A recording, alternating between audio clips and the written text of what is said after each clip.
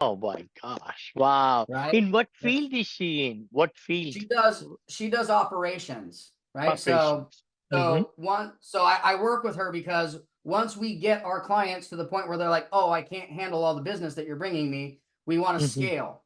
But Yeah. in order to scale, you need operations. And as much as I Good. hate to admit it, I'm not an operations person.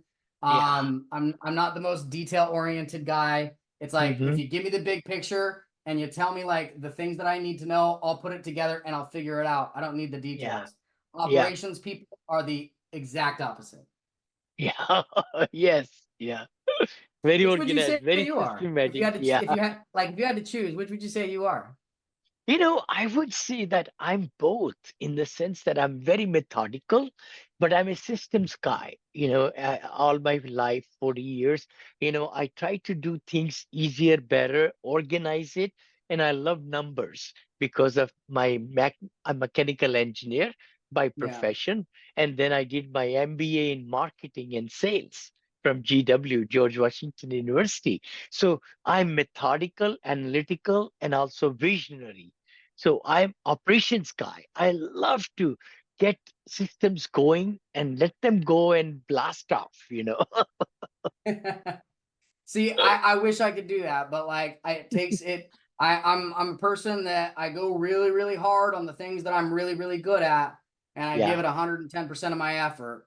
Thankfully, Yes. I've got a lovely wife over here that she's the exact opposite. She Yeah. actually at that website company that I told you about in the beginning of the call, I Yeah. brought her in to be a customer service representative because we never Ah. saw each other. She was working nights, I was working days. And I was like, Oh. hey, what you do is the same thing that the customer service people do over at my company. Like, why don't you Mm. come work with me?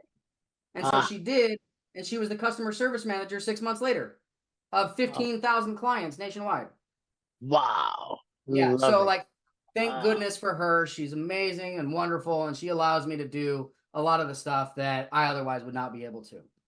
I love that, your story. And, love to invite you for the business conference. I'll be there in Orlando at the Florida Hotel, I think it's called, right?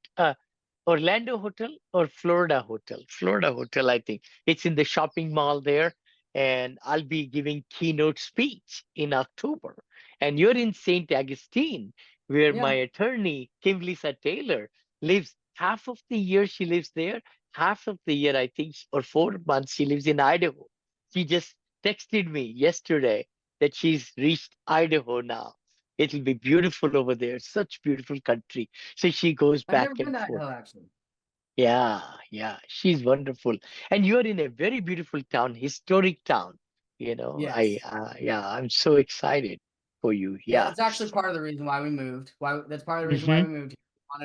We wanted a nice quiet town. We wanted a better Yep. education system. But Mm-hmm. For sure. Orlando is only about an hour and a half from me, and while it's hot there, I don't think it will be in October. So you can, Yeah. yeah, I will be there with boots on.